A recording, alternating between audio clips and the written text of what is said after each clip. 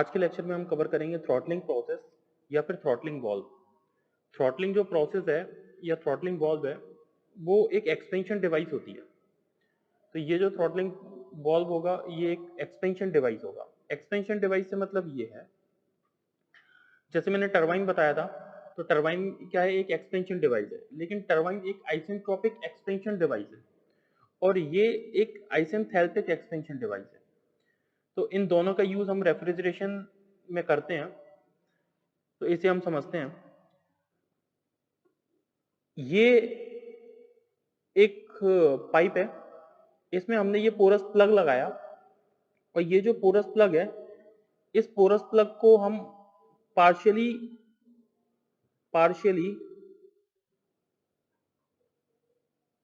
Closed valve भी कहते हैं या फिर पार्शियली ओपन वॉल्व। इसमें होकर के अगर कोई भी फ्लूइड है, वो फ्लूइड अगर इसमें होकर के पास हो रहा है, तो ये क्या करता है कि इनिशियली इसका प्रेशर P1 ज्यादा होता है और फाइनल इसका जो प्रेशर है, जब इससे होकर के ये पास होता है तो इसका प्रेशर डिक्रीज हो जाता है और प्रेशर डिक्रीज होने से आपको इसकी एंथैल्पी में, एनर्जी में चेंजेस मिलते हैं। तो ये जो है, इस पर अगर मैं स्टडी फ्लो एनर्जी इक्वेशन लगाता हूँ, क्योंकि ये एक ओपन सिस्टम है, तो ओपन सिस्टम होने की वजह से मैं इस पर स्टडी फ्लो एनर्जी इक्वेशन लगाता हूँ। तो स्टडी फ्लो एनर्जी इक्वेशन के अकॉर्डिंग मैं इस पे लिख सकता हूँ, इस पॉइंट 1 के लिए मैं लिख सकता हूँ H1 plus C1 square by 2 plus GZ1 plus delta Q is equals to H2 plus C2 square upon 2 plus GZ2 plus delta W। इसमें चेंज इन काइनेटिक एनर्जी, जैसा कि मैंने टरबाइन को सॉल्व कराया था, तो टरबाइन के केस में मैंने change in kinetic energy is equals to 0 लिया था। Similarly change in potential energy, ये भी मैंने 0 लिया था। तो यहां पर काइनेटिक एनर्जी 0 हो जाएगी, यहां पर पोटेंशियल एनर्जी 0 हो जाएगी। और ये जो एक्सपेंशन डिवाइस है, इसकी ये जो वॉल है, ये वॉल है एडियाबेटिक, और एडियाबेटिक वॉल होने की वजह से इसमें जो हीट का इंट्रैक्शन होता है, वो हीट इंट्रैक्शन वो होता है 0, delta Q is equals to 0। Okay, तो यहां पर डेल्टा क्यू हो गया 0। और एक्सपेंशन डिवाइस ये कोई भी वर्क आउटपुट नहीं देती, ना ही ये वर्क कंज्यूम करती है। तो इसलिए ये जो एक्सपेंशन डिवाइस है, इसका वर्क से कोई भी इंटरेक्शन नहीं होता। जबकि टरबाइन एक वर्क प्रोड्यूसिंग डिवाइस होती है, तो वहां पर वर्क बाहर निकलता है, इसीलिए वर्क जो आउटपुट होता है, तो वहां पर डेल्टा डब्ल्यू को अपन 0 नहीं करते। लेकिन यहाँ पर वर्क आउटपुट नहीं है, इसलिए delta W is equals to 0, 0 work output. Means इस इक्वेशन को मैं लिख सकता हूं H1 is equals to H2, मतलब enthalpy at the initial point is equals to enthalpy at the exit point, ये दोनों सेम होंगी। Means I can write that throttling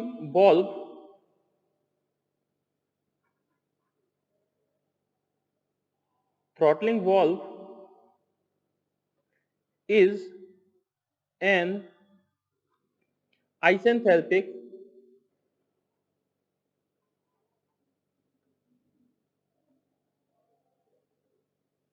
device.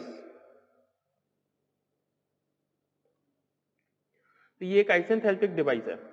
अब इसका मैं टीएस डायग्राम डिनोट करता हूं। उस टीएस डायग्राम में देखिएगा आप एक चीज और, ये आइसेंथैल्पिक डिवाइस है, लेकिन जब फ्लूइड है, इसे देखो, जब फ्लूइड यहां से होकर के पास होता है, तो इसमें से होकर के जब फ्लूइड पास होता है, तो इसमें टर्बुलेंस बहुत ज्यादा होता है।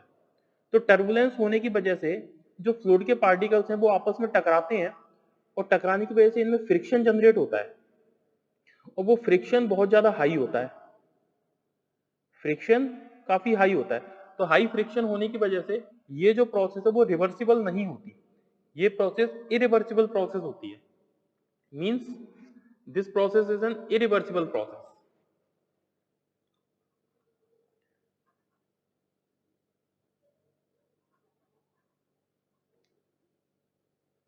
थ्रॉटलिंग प्रोसेस is an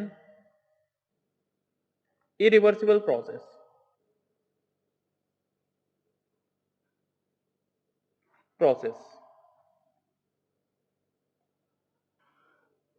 अगर ये एक इरिवर्सिबल प्रोसेस है तो इसे मैं टीएस डायग्राम पे डिनोट करता हूं।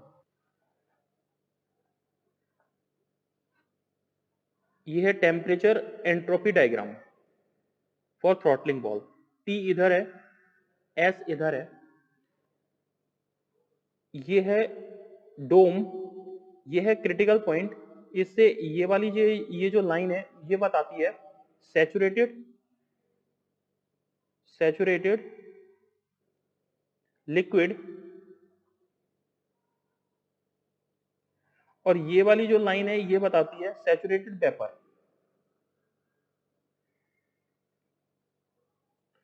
वेपर। और इन दोनों के बीच में मींस यहां पर लिक्विड होता है, यहां पर लिक्विड प्लस वेपर होता है, और यहां पर वेपर फेज होता है। ओके, इस लिक्विड प्लस वेपर फेज के अंदर हमने क्या देखा कि यहां पर प्रेशर P1 है और यहां पर प्रेशर P2 है। P1 की वैल्यू ज्यादा है और P2 की वैल्यू कम है, राइट। मैं इस डायग्राम को डिनोट करता हूं।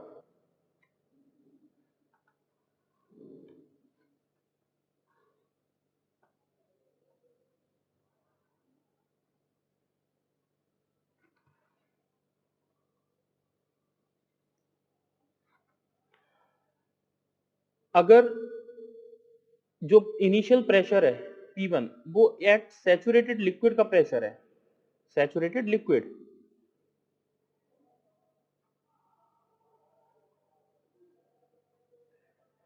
तो सैचुरेटेड लिक्विड के केस में क्या होगा, ये वाला पॉइंट होगा 1 पर, राइट। मैं सबसे पहले P1 की लाइन ड्रॉ कर रहा हूं और दूसरा जो पॉइंट है ये होगा P2। तो मैं कांस्टेंट प्रेशर की लाइन ड्रॉ कर रहा हूं, ये सैचुरेटेड लिक्विड से होकर के ये जो पास हुई लाइन ये है constant pressure line. Constant pressure P1 ज्यादा है तो मैंने P1 की लाइन एबव ली है, और ये है कांस्टेंट प्रेशर P2 की लाइन, P2। ओके, तो P1 और P2, P1 पर इनिशियल जो प्रेशर है वो P1 पर मैंने माना 0.1 है, जहां पर सैचुरेटेड लिक्विड है। मींस इनिशियली जब ये पोरस प्लग के अंदर एंटर हो रहा है उस समय इसका जो पॉइंट है वो है 1 और ये सैचुरेटेड लिक्विड है। तो जब इसे हम आइसेंथैल्पिकली ड्रॉप कराएंगे तो ये कुछ इस तरीके से लाइन बनेगी, और डैश डैश लाइन इसलिए है, ये जो लाइन है ये डैश डैश इसलिए ड्रॉ की जाती है क्योंकि ये एक इरिवर्सिबल प्रोसेस है, इरिवर्सिबल प्रोसेस है। अगर यह रिवर्सिबल होती तो हम क्या करते, इसे डैश डैश लाइन नहीं, इसे हम स्ट्रेट लाइन बनाते, राइट, मतलब एक रियल लाइन बनाते। तो ये वाली जो लाइन है तो ये आइसेंथैल्पिक प्रोसेस है, ये हो गया 0.1 से 0.2, और इन दोनों के बीच में जो टेम्परेचर ड्रॉप है वो है टेम्परेचर ड्रॉप इतना delta T, right. Now second point ये है कि अगर यहां पर मैं टेम्परेचर ड्रॉप कराता हूं, मतलब यहां पर अगर मैं इस प्रोसेस को डिनोट करता हूं सबकूल्ड रीजन में, तो सबकूल्ड रीजन में ये कुछ लाइन स्लाइटली कर्व आएगी, यहां ये होगा 0.1 डैश और ये वाला पॉइंट होगा 2 डैश। सबकूल्ड रीजन को मैंने डिस्कस किया हुआ है टरबाइन जब मैंने एक्सप्लेन किया था। यहां देखिए इसे मैं थोड़ा सा बड़ा जोन बना रहा हूं,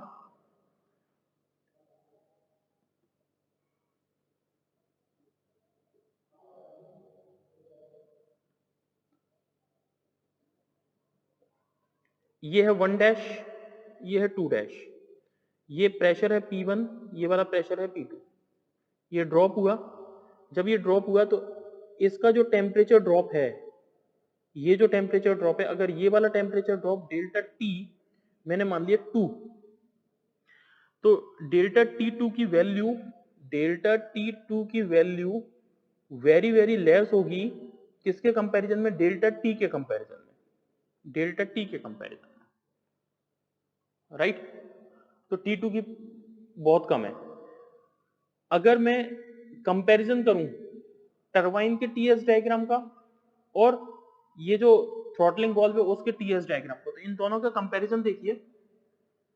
मैं बना रहा हूं TS diagram of turbine as well as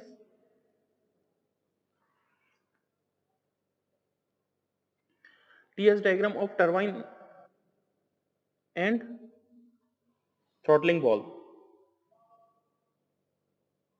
ये है डोम कर्व, ये कांस्टेंट प्रेशर की लाइन है, ये वाली कांस्टेंट प्रेशर की लाइन है, राइट।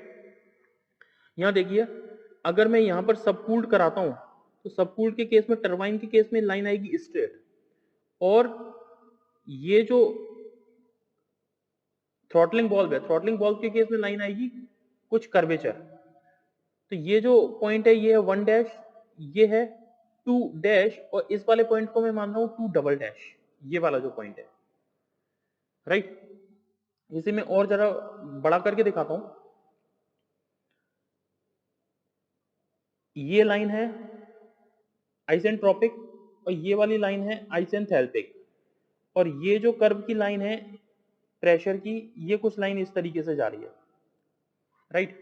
ये वाली है P1 प्रेशर, ये वाला प्रेशर है P2 प्रेशर, और इन दोनों के बीच में अब अगर मैं देखूं तो ये है 1 डैश, ये है 2 डैश, और ये वाला पॉइंट है 2 डबल डैश। ये है आइसेंथैल्पिक, मतलब थ्रॉटलिंग वाल्व के लिए। तो थ्रॉटलिंग वाल्व के केस में जो टेम्परेचर ड्रॉप है वो सपोज कितना है, डेल्टा T2, और इस केस में टेम्परेचर ड्रॉप कितना है, डेल्टा T1, राइट, टरबाइन के केस में। तो डेल्टा T1 की वैल्यू ग्रेटर है डेल्टा T2 से, मींस टेम्परेचर ड्रॉप, इसे मैं लिख सकता हूं temperature drop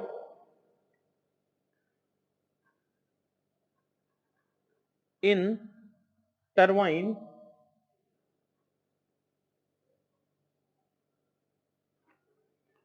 is more than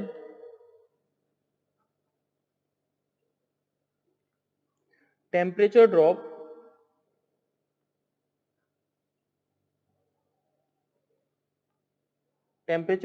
in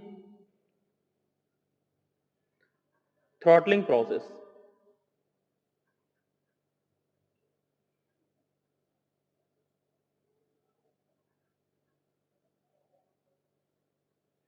Under subcooled process.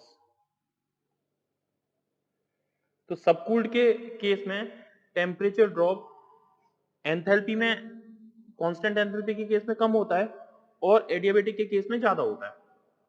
तो ये इन दोनों का कंपैरिजन है। Okay, thank you. Next lecture में अपन कवर करेंगे रिवर्स कार्नोट साइकिल।